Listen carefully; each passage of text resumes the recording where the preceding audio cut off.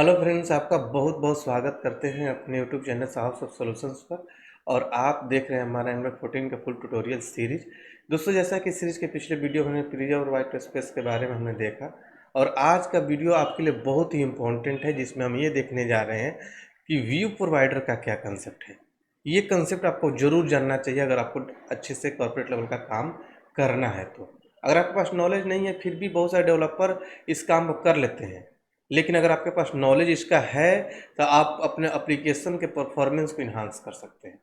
कैसे, इसके बारे में आपको वीडियो में हम बताएंगे कि किस तरीके से ये हमारे एप्लीकेशन के परफॉर्मेंस पर डायरेक्टली इफेक्ट डालता है। तो चलिए चलते हैं, स्टार्ट करते हैं इस वीडियो ट्यूटोरियल को। और इस वीडियो को आप बिना स्किप किए केयरफुली डीपली डेमो के साथ देखिए, इसको समझिएगा और डेमो करके देखिएगा भी साथ ही साथ। तो चलिए चलते हैं, स्टार्ट करते हैं। तो हम देखने वाले हैं व्यू प्रोवाइडर्स के बारे में। देखिए, व्यू प्रोवाइडर्स एक कंपोनेंट का मेटा डेटा है। जैसे आपको पता है कि एडिट कंपोनेंट के बहुत सारे मेटा डेटा हैं, जिसके अंदर हमने selector, template URL, style star URL, preserve white space, ये सब कुछ हमने देख लिया। अब हम देखने जा रहे हैं व्यू प्रोवाइडर। देखिए, स्टार्टिंग के जो 5 मेटा डाटा हैं उसी पर बहुत सारे लोग अपना काम कर लेते हैं, लेकिन ये सारे जो मेटा डाटा मैं बता रहा हूँ ये आउट ऑफ स्कोप है, आपको जानना चाहिए। बहुत सारे डेवलपर को नहीं पता, अगर आपको आता है तो आपका प्लस इम्पोर्टेंस ज़्यादा रहेगा और आपको सामने वाला को लगेगा कि आपने बहुत ही डीपली काम किया है। देखिए, व्यू प्रोवाइडर का यूज तब हम करते हैं जब हम किसी क्लास को कंपोनेंट लेवल का कर देते हैं। देखिए, बहुत ही बड़ा लॉजिक छुपा हुआ है जब मैं बोल रहा हूँ कंपोनेंट लेवल का। देखिए, कोई भी क्लास आप क्रिएट करते हैं तो उस क्लास को दो तरीके से यूज किया जा सकता है। एक तो तरीका आपका ये हो गया, उस क्लास को आप मॉड्यूल लेवल का करके यूज करिए। मॉड्यूल लेवल का किसी क्लास को करते हैं तो उस क्लास का name app module TS file के प्रोवाइडर सेक्शन के अंदर रखते हैं, तो क्लास उस मॉड्यूल के अंदर जितने भी कंपोनेंट है सबके लिए अवेलेबल हो जाएगा। लेकिन जब उस क्लास को किसी कंपोनेंट के लेवल का बनाना है तो उस क्लास को आपको उस कंपोनेंट के व्यू प्रोवाइडर के अंदर रखना पड़ेगा। यहीं पर इस सब लोगों को आइडिया नहीं होता कि व्यू प्रोवाइडर भी होता है। तब ऐसा करें क्यों? जब हमारा क्लास हम मॉड्यूल लेवल पर कर देते हैं तो क्लास सभी कंपोनेंट के लिए अवेलेबल हो ही जाता है, तो हम उसी से काम चला लेंगे। हम कंपोनेंट लेवल का क्यों करें, ये भी क्वेश्चन उठता है। इसका आंसर ये है कि जब हम किसी क्लास को ऐप मॉड्यूल टीएस फाइल के अंदर रखते हैं तो उसका नेम जो है ऐड हो जाता है कहाँ पर, इंपोर्ट वाले लाइन में। ठीक है, अभी दिखाऊंगा मैं। तो होगा क्या कि जब आपके एप्लीकेशन में कोई हिट करेगा तो हिट करते ही आपको मैंने बताया था कि जितने भी इंपोर्ट किए हुए लाइन होते हैं सारे पहले लोड हो जाते हैं। आप उसको यूज करिए ना करिए, तब मॉड्यूल लोड हो जाता है, तब आपका एप्लीकेशन स्टार्ट होता है। तो अब सपोज करिए कि ऐसा कोई क्लास, जैसे मान लीजिए कोई ऐसा क्लास है जो बहुत सारी जगह यूज हो रहा है, एप्लीकेशन का स्टार्ट होते भी यूज हो रहा है, तो उसको ऐप लेवल का कर लीजिए, कोई दिक्कत नहीं, मॉड्यूल लेवल का कर लीजिए। लेकिन ऐसा भी कोई क्लास होता है जिसको सारे जगह यूज नहीं किया जाता है, किसी स्पेसिफिक एक दो कंपोनेंट पर यूज करते हैं हम। तो अगर वैसे क्लास को भी आप रख लीजिए कहाँ पर, मॉड्यूल के अंदर, तो अगर आप उसको यूज नहीं भी करेंगे तभी वो अब क्लास क्या हो जाएगा, लोड हो जाएगा ब्राउजर में यूजर के, जिसके चलते उसका बैंडविड्थ कंज्यूम करेगा, एप्लीकेशन की परफॉर्मेंस को डिक्रीज करेगा, जबकि क्लास यूज भी नहीं हो रहा है। तो वैसे क्लास को हमें क्या कर देना चाहिए, कंपोनेंट लेवल का। जब यूजर उस कंपोनेंट पर जाए तब वो क्लास लोड हो, जिसके चलते हमारा एप्लीकेशन का परफॉर्मेंस इंक्रीज हो जाए। बहुत इफेक्टिव कंसेप्ट है और बहुत कम लोगों को आइडिया है ये। जिनको नहीं आइडिया होता है तो मजबूरन वो क्या करते हैं कि मॉड्यूल लेवल का ही क्लास बना के रखते हैं, जिसके चलते उनका एप्लीकेशन का परफॉर्मेंस डिक्रीज होता है और सोचते हैं कि हमारा एप्लीकेशन जो है एंगुलर का है और फिर भी स्लो चल रहा है। नहीं, एंगुलर में केवल प्रोजेक्ट क्रिएट कर देने से आपका एंगुलर का एप्लीकेशन फास्ट नहीं हो जाएगा। उसके फीचर्स को जब तक यूज नहीं करेंगे वो एप्लीकेशन फास्ट नहीं होता। तो इसलिए आपको उसको फीचर का यूज करना चाहिए। चलिए मैं आपको दिखाता हूँ। क्लास क्रिएट करूंगा, मॉड्यूल लेवल का बनाऊंगा, उसको यूज नहीं करूंगा तब भी देखिए वो क्लास लोड हो जाएगा, भले वो सारे कंपोनेंट के लिए अवेलेबल रहे। जब करूंगा तब भी लोड होगा, नहीं यूज करूंगा तब भी लोडेड रहेगा। और जब मैं उसी क्लास को कंपोनेंट लेवल कर दूंगा तो उस टाइम लोड नहीं होगा जब तक मैं उस कंपोनेंट पर ना जाऊं। ये भी एक कंसेप्ट है, अच्छे से समझिएगा।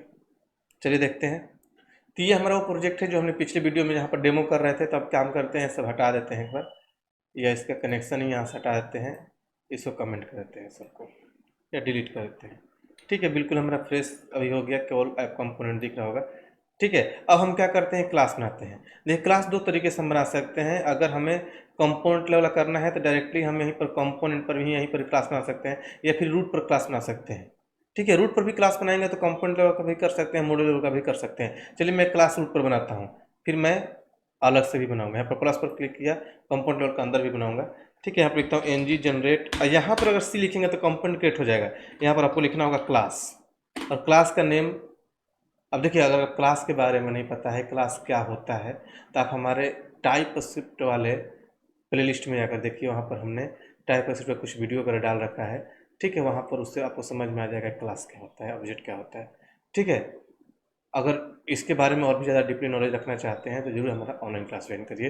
वहाँ पर सब कुछ डीपली टाइप स्क्रिप्ट वगैरह भी क्लास में पढ़ाया जाता है, डीपली प्रोजेक्ट ट्रेनिंग के साथ। इंक्वायरी कर सकते हैं, वीडियो के डिस्क्रिप्शन बॉक्स में लिंक अवेलेबल है। तो चलिए यहाँ पर देखते हैं एनजी जनरेट क्लास, और क्लास का नेम मान लीजिए हमने क्रिएट कर दिया एम्प्लॉय नेम से, किसी नेम से क्लास बना लीजिएगा। एम्प्लॉय नेम से मान लीजिए हम क्लास क्रिएट करते हैं। देखिएगा यहाँ पर क्लास क्रिएट हो जाएगा। देखिए यहाँ पर एम्प्लॉय नेम से क्लास बन गया। यहाँ पर देखिए मैं इस क्लास को कहीं भी यूज नहीं करूँगा। ठीक है, बस यहाँ पर मैं एक क्लास को लिख लेता हूँ, एक इसके अंदर कंसोल, ठीक, कंसोल डॉट लॉग। ठीक है, और यहाँ पर लिखता हूँ एम्प्लॉय क्लास लोडेड। ठीक है, देखिए अभी ब्राउज़र में चलेंगे हम तो आपको यहाँ पर लोडेड नहीं दिखेगा, कंसोल नहीं दिखेगा, क्योंकि अभी क्लास को हमने किसी लेवल का नहीं बनाया। देखिए कुछ नहीं दिख रहा है। लेकिन जैसे ही इस क्लास को मैं मॉड्यूल लेवल का बनाता हूँ, तो मॉड्यूल लेवल का बनाने के लिए क्या करना पड़ेगा, app component dot TS file पर इसके प्रोवाइडर के अंदर रखेंगे। ठीक है, और यहाँ पर इंपोर्ट कर देंगे। ठीक है, इसके प्रोवाइडर के अंदर रख लिया तो यहाँ पर इंपोर्ट हो जाएगा। देखिए वो इंपोर्ट हो गया यहाँ पर। ठीक है, तो जैसे इंपोर्ट हो गया तो ये क्या होगा, क्लास, अभी इस क्लास को हम कहीं यूज नहीं कर रहे हैं। अभी इसके अंदर ना मैं कोई मेथड बनाया हूँ, ना इसका कहीं ऑब्जेक्ट बनाया हूँ, कुछ नहीं कर रहा हूँ, बस मैंने क्लास बनाया है। इसके अंदर मेथड भी नहीं बनाया मैंने, फिर भी देखिएगा क्लास लोड हो जाएगा ना यूज करते हुए भी। मान लीजिए इसके अंदर मैं मेथड बना दूंगा तब भी लोड होगा। देखिए एम्प्लॉय क्लास लोडेड, ये लोड हो गया। ना ही आप इसका ऑब्जेक्ट बना रहे हैं, ना ही इसको यूज कर रहे हैं, फिर भी ये क्लास लोड हो गया। तो ये तो बहुत ही डिमेरिट वाली बात है, बिना यूज का ही लोड हो रहा है। अगर यही क्लास मैं किसी कंपोनेंट लेवल का कर देता, ठीक है, मैं यहाँ से हटा दूँ। देखिए यहाँ से मैं क्या करूँ, इसको हटा दिया। ठीक है, इसको हट जाएगा यहाँ से। अब इस क्लास का नेम मैं, चलिए स्टूडेंट कंपोनेंट के अंदर रख देता हूँ। यहाँ पर कॉमा लगाकर यहाँ पर व्यू प्रोवाइडर रखना होता है। ठीक है, और इसके अंदर रख दूँ। तो अब इसका इंपोर्ट कहाँ पर मिलेगा, इस कंपोनेंट पर। तो अब देखिएगा ये क्लास लोड नहीं हो रहा होगा। चलिए ब्राउजर में देखिए, क्लास लोड नहीं हो रहा है।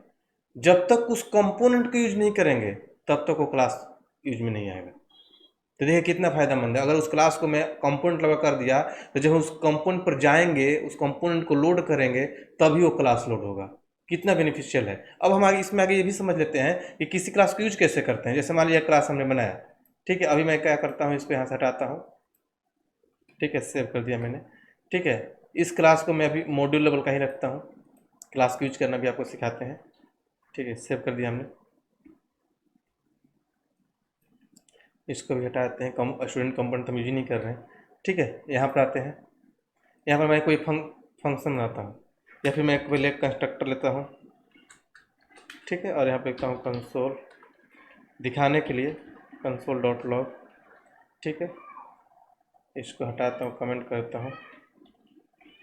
ठीक है, कंसोल डॉट लॉग, और यहाँ पे लिखता हूँ क्या, एम्प्लॉय कंस्ट्रक्टर लोडेड।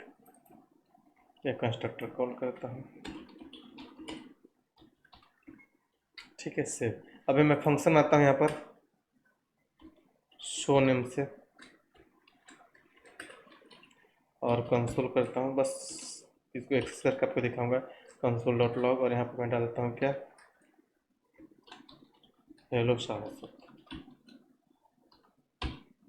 सेव। अब देखिए ये सब कंस्ट्रक्टर वगैरह मेथड तो अब जब तक कॉल नहीं होंगे, जब तक मैं इस क्लास का ऑब्जेक्ट नहीं बनाया था। यही चीज़ मैं आप लोगों को डेकोरेटर में बताया था कि डेकोरेटर वाला क्लास अपने आप लोड हो जाता था, उसका कंस्ट्रक्टर कॉल हो जाता है विदाउट क्रिएशन द ऑब्जेक्ट।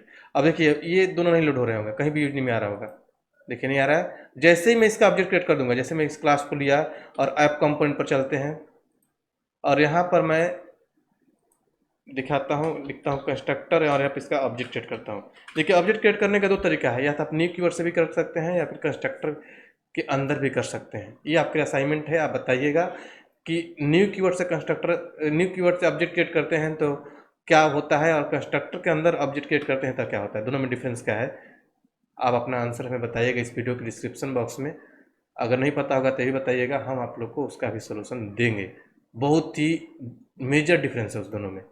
देखिए तो एंगुलर ने दिया है कंस्ट्रक्टर के अंदर करिए, जिसे हम डिपेंडेंसी इंजेक्शन बोलते हैं। यहाँ पर लिखेंगे प्राइवेट, ताकि ये ऑब्जेक्ट यहीं पर यूज हो। ठीक है, यहाँ पर मैंने लिख दिया ओबीजे कॉलन और यहाँ पर हम लिख दिया एम्प्लॉय। तो एम्प्लॉय जैसे ही मैंने लिखा तो एम्प्लॉय करने में यहाँ पर सॉरी कहाँ पर मैं कर रहा हूँ, कंपोनेंट पर करना है, ऐप कंपोनेंट पर चलना है, मैं गलत कर रहा हूँ। ऐप कंपोनेंट कहाँ गया, ऐप कंपोनेंट, ऐप कंपोनेंट और टीएस फाइल, यहाँ पर मैं कंस्ट्रक्टर के अंदर करूँगा। ठीक है, यहाँ पर लिखूंगा प्राइवेट, ताकि ये इसी कंपोनेंट पर यूज में है, ओबीजे। आगे मैं आप लोग को बताऊंगा कोडिंग स्टैंडर्ड क्या होता है, ओबीजे हमें रखना चाहिए कि नहीं, ऑब्जेक्ट का नेम भी से बताऊंगा आपको। ठीक है, हमने एम्प्लॉय का नेम यहाँ पर ऐड कर दिया। ठीक है, अब हम क्या करते हैं कि इस ओबीजे से मैं इस, अब जैसे ऑब्जेक्ट क्रिएट कर दिया तो जैसे ही मैं जाऊंगा ब्राउजर पर, देखिएगा कि एक कंस्ट्रक्टर कॉल हो गया होगा, इस क्लास का कंस्ट्रक्टर। मतलब किसी क्लास का कंस्ट्रक्टर तब कॉल होता है जब उस क्लास का ऑब्जेक्ट रहते हैं। देखिए यहाँ पर जाइएगा, देखिए एम्प्लॉय कंस्ट्रक्टर कॉल, मतलब इस क्लास का कंस्ट्रक्टर कॉल हो गया। ये भी बहुत ही अच्छा कंसेप्ट है, बहुत अच्छे से समझिएगा। कोई डाउट होगा तो ज़रूर कमेंट करिएगा। अब देखिए अब हम यहाँ पर आते हैं, अब इस क्लास की इस मेथड को कॉल करता हूँ, ये एक्सेस होने लगा क्योंकि ये क्लास का पब्लिक प्रॉपर्टी, इसको प्राइवेट नहीं किया है। प्राइवेट कर दूंगा तो एक्सेस नहीं होगा। देखिए यहाँ पर एक्सेस हो जाएगा, लिखूंगा मैं obj डॉट, देखिए सॉरी ऑब्जेक्ट लिखूंगा obj, ठीक है, डॉट लगाऊंगा। देखिए शो मेथड कहाँ क्या है, क्लास का है, इसके अंदर आ गया और इसको आप एक्सेस कर सकते हैं। सेव करिएगा, ये दिखने लगेगा हेलो साहो सब जो भी लिखा हुआ है यहाँ पर आ जाएगा, हेलो साहो सब। तो ये क्या हो गया, मॉड्यूल लेवल का क्लास। ठीक है, अब इस क्लास को अगर मैं मॉड्यूल से हटा देता हूँ, अच्छे समझिएगा, इसको कंपोनेंट लेवल कैसे करते हैं। यहाँ से अगर मैं हटाता हूँ तो ये हट जाएगा, सेव, और जैसे हटेगा तो ये भी हट जाएगा यहाँ से, सेव।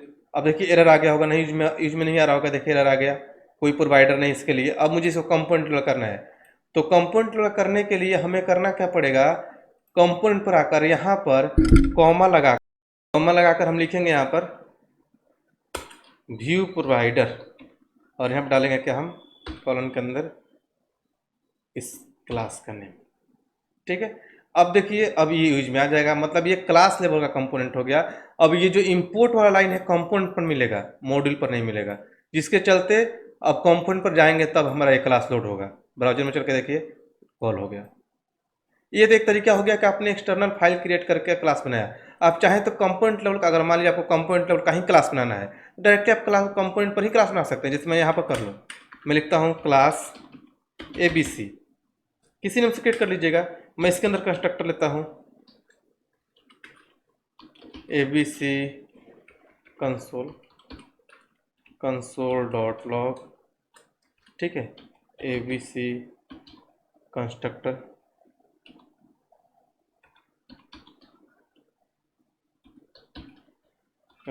कॉल्ड। ठीक है, एक और मेथड इसके अंदर ले लेता हूँ डिस्प्ले। ठीक है, फिर इसके मैं अंदर पैरामीटर भी ले लेता हूँ, नेम। किसी तरीके से बना सकते हैं, आगे बहुत डीपली से उसको समझेंगे हम। स्ट्रिंग टाइप का मैंने पैरामीटर ले लिया और यहाँ पर मैं करता हूँ कंसोल डॉट लॉग, इसके अंदर करता हूँ हेलो प्लस और यहाँ पर नेम करता हूँ। ठीक है, सेव करिए। अब देखिए ये क्लास अभी कंपोनेंट लेवल पर है, तो इसका मतलब ये नहीं कि कॉल हो जाएगा। ठीक है, जब तक इसका ऑब्जेक्ट नहीं बनाऊंगा, इसका कंस्ट्रक्टर या फंक्शन कुछ भी कॉल नहीं होगा। देखिए कुछ नहीं आ रहा होगा, देखिए ABC के बारे में कोई इन्फॉर्मेशन नहीं है। जैसे ही मैं इसका ऑब्जेक्ट बना दूंगा, यहाँ बनाऊंगा प्राइवेट अंडरस्कोर obj2 और यहाँ मैंने लिख दिया abc। तो ये देखिए हमने लिख तो दिया है, लेकिन ये काम नहीं करेगा जब तक abc के नेम में व्यू प्रोवाइडर के अंदर नहीं रखूंगा। जब भी क्लास लेवल का कंपोनेंट वाला कोई क्लास में आना हो तो व्यू प्रोवाइडर के अंदर आपको रखना होगा। यही कंसेप्ट बहुत लोगों को पता नहीं है, तभी वो लोग क्लास लेवल कंपोनेंट वाला क्लास नहीं बना पाते हैं, जिसके चलते उनका एप्लीकेशन थोड़ा सा स्लो हो जाता है। देखिए काम नहीं करेगा, एरर आ रहा होगा, आगे एरर। जैसे मैं यहाँ पर रखूँगा कॉमा लगाकर abc, देखिए ये काम करना शुरू कर देगा। abc कंस्ट्रक्टर कॉल हो गया, देखिए abc कंस्ट्रक्टर कॉल हो गया। अब इसके फंक्शन को भी आप कॉल कर सकते हैं। आप यहाँ पर लिखिए _obj_ob2 लिखा गया है, ठीक है, obj2.display। ये कॉल नहीं होगा क्योंकि ये पैरामीटराइज है, ठीक है। यहाँ पर हमने एक पैरामीटर सेट किया है नेम, तो यहाँ पर हम कुछ भी एक नेम स्ट्रिंग पास करेंगे। लिख दिया मैंने चंदन कुमार। अब क्या होगा कि जैसे फंक्शन कॉल होगा तो चंदन कुमार लेकर जाएगा इस नेम वाले पैरामीटर में, और यहाँ पर सेट हो जाएगा हेलो चंदन कुमार दिख जाएगा। देखिए हेलो चंदन कुमार भी आ गया। तो इस तरीके से हम व्यू प्रोवाइडर यूज करते हैं। तो आई होप कि आपको समझ में आ गया होगा कि व्यू प्रोवाइडर का क्या कंसेप्ट होता है, एंगुलर के अंदर किस तरीके से हमारा एप्लीकेशन परफॉर्मेंस को इन्हांस करता है, जो कि एक मेटा डेटा है। फिर भी आपके माइंड में कोई कन्फ्यूजन हो तो हमारे कमेंट बॉक्स में जरूर शेयर करिएगा, हम आपके कमेंट का रिप्लाई करेंगे। और जो हमने असाइनमेंट दिया, जो क्वेश्चन पूछा, उसका भी आंसर हमारे कमेंट बॉक्स में शेयर करिए। चलिए मिलते हैं अगले वीडियो में अगले टॉपिक के साथ, जो कि और भी ज़्यादा इंटरेस्टेड होगा। तब तक के लिए थैंक यू सो मच।